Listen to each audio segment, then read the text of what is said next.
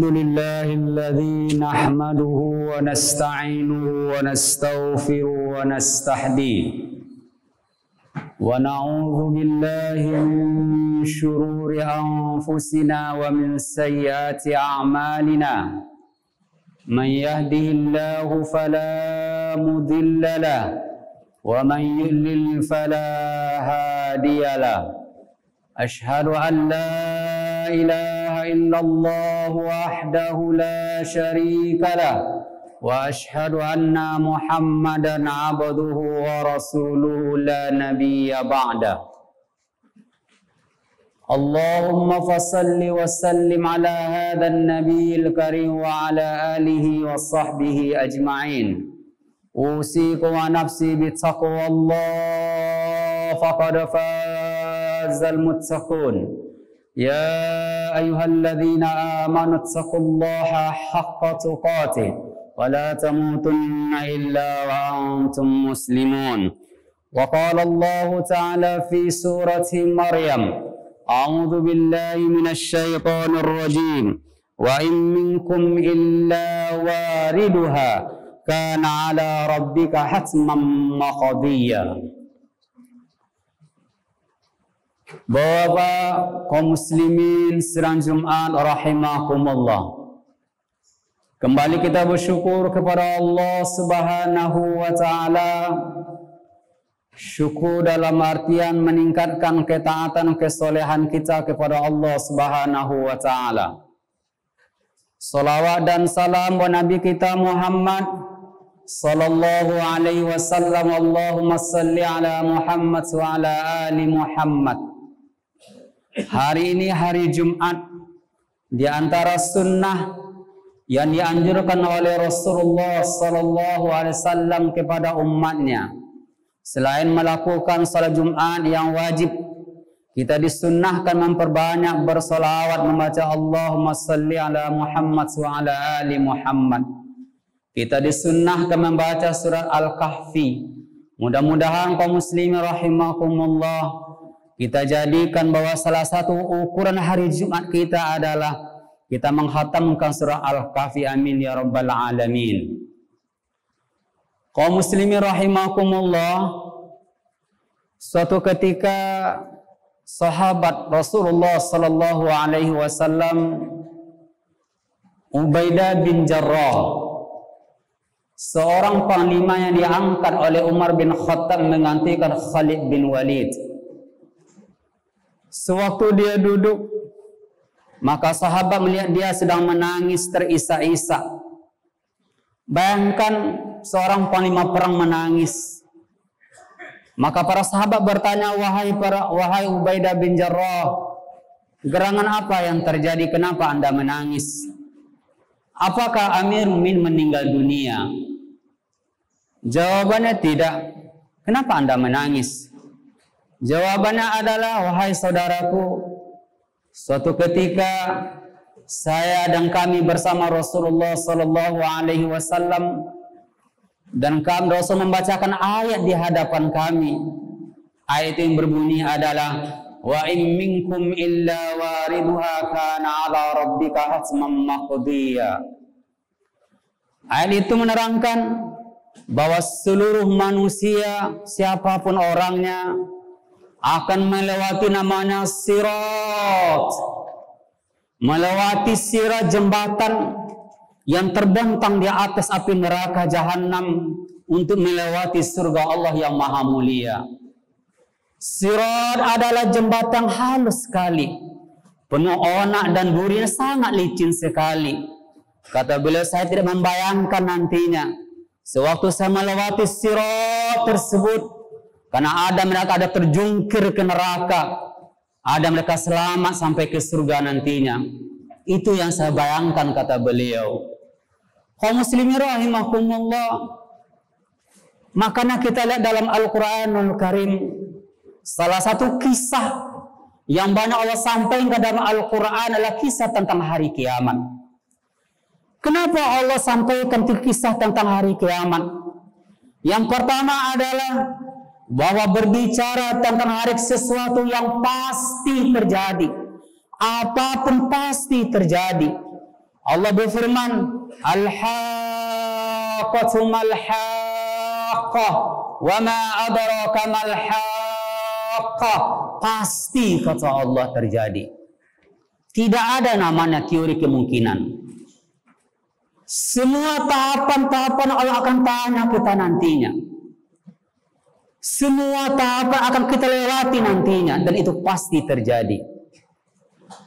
Yang kedua, kenapa kita disuruh mengingat tentang hari kiamat? Bahwa mengingat hari kiamat akan meluruskan cara berfikirnya manusia. Kesalahan manusia bukan pada ibadahnya. Kesalahan manusia pertama bukan pada perbuatannya. Kesalahan manusia berawal cara berfikir yang tidak benar. Menganggap dunia selama-lamanya. Dunia menjadi abadi. Kalau sudah katakan kalla, kalla, kalla kata Allah. Allah ingatkan dunia adalah menjelang kita menuju kampung akhirat. Maka salah satu meluruskan cara berfikir kita. Sering-sering kita mengingat namanya kisah hari kiamat. Mengingat suasana hari kiamat. Seorang ulama ditanya, sewaktu dia memimpin, wahai ulama, apakah Anda merasa berat dengan Anda diberikan jabatan? Jawab, saya tidak berat saya melakukan amanah ini. Tapi yang paling berat bagi saya adalah sewaktu saya berada di mahkamah Allah Subhanahu wa Ta'ala. Di dunia bisa lakukan secara bersama. Tapi di akhirat tidak ada yang menolong kita. Kita akan menghadap Allah satu persatu nantinya. Jadi kaum muslimin rahimakumullah, inilah namanya kita disunnahkan, dianjurkan mengingat suasana hari kiamat. Mengingat hari kiamat bukan konsumsi orang-orang tua. Mengingat konsumsi orang-orang yang produktif dalam kehidupan ini. Orang yang masih produktif, masih bekerja, banyak-banyak mengenai hari kiamat. Mereka akan berada dalam jalan yang benar. Mengingatkan kepada kita suasana hari kiamat tersebut. Allah katakan dalam Al-Quranul Karim, wa kulluhum atihi yaumal qiyamati farda. Bagaimanakah suasana hari kiamat? Wa kulluhum atihi yaumal qiyamati farda. Seluruh manusia, kata Allah, A sampai Z, manusia dari Adam sampai hari kiamat nantinya, atihi yaumal qiyamati farda, akan menghadap Allah satu persatu nantinya. Kita bisa bayangkan berapa lama kita menunggu waiting list nantinya. Allah akan tanya kita satu persatu nantinya. Lama luar biasa. Wa kulluhum atihi yaumal qiyamati farda. Hari ini kita bisa lari, bisa mengelak. Hari itu Allah tantang, ainal mafar, mau kemana lari kata Allah? Larilah kata Allah. Enggak ada tempat lari kaum muslimin rahimakumullah.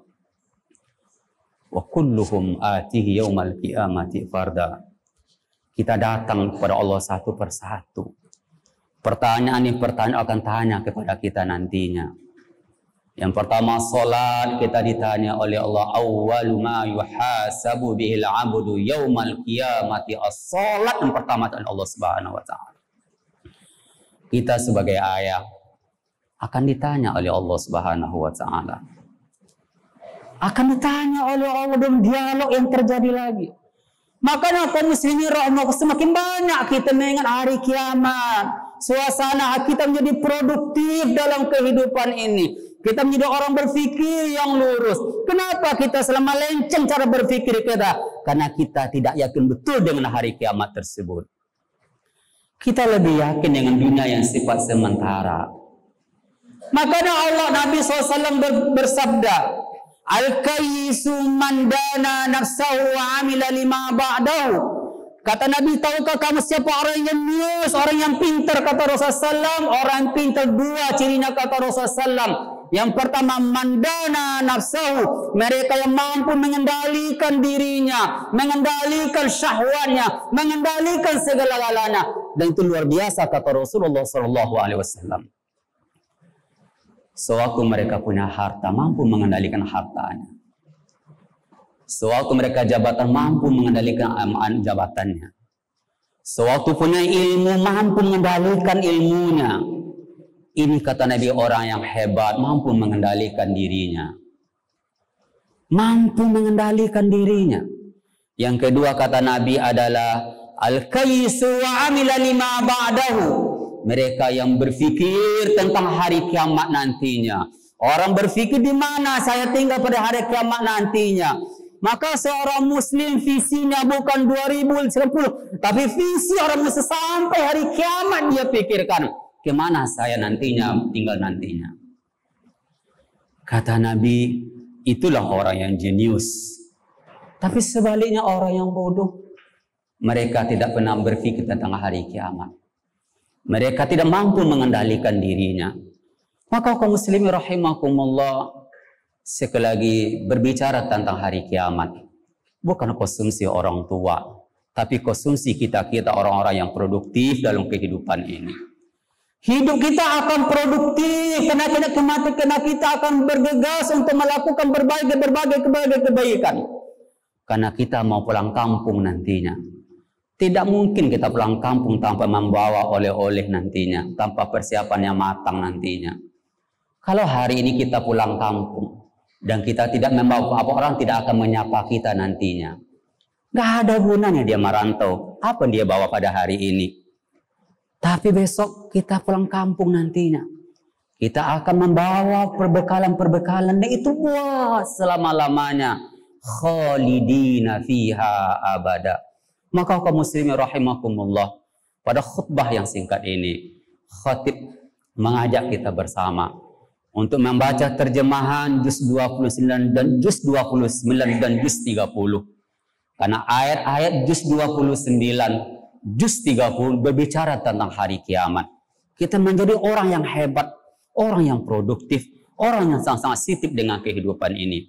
Mudah-mudahan kaum muslimin rahimakumullah, dengan kita memperbanyak mengingat hari kiamat, hidup kita menjadi lurus, berdarah ihdinas siratal mustaqim. Makanya Rasulullah SAW mengajarkan kepada kita, apabila kita melewati kuburan, kita disunnahkan membaca Assalamualaikum ya ahlal kubur, wa inna insyaallahu bikum lahim. Merinding kita membacanya. Assalamualaikum ya ahlal kubur, wa inna insyaallahu bikum. Sebentar lagi saya akan menusuk. Merinding kita membacanya. Berubah kita luar biasa. Kalau kita mau berubah, berilah di depan kuburan beberapa menit sejenak kita menung di depan kuburan. Insya Allah akan terjadi perubahan dalam hidup kita. Makanya kaum muslimin rahimakumullah, kita disunnahkan ziarah kuburan. Ziarah kuburan sebuah tradisi, tapi tujuannya fa innaha tuzakkirukumul akhirah. Mengingatkan kepada tentang kematian. Makanya kata Imam Al-Ghazali, kalau tahu ingin imannya hidup, pergilah ke kuburan, ziarahlah ke kuburan, akan orang produktif nantinya. Kalau ada orang tidak produktif dalam hidupnya, cara berpikir yang tidak benar, terapi yang luar biasa adalah mereka bermenung beberapa waktu di kuburan, akan mengingatkan kepada kita bahwa kita akan menuju kampung abadi nantinya. Fa'tabiru ya ul absar la'allakum tuflihun.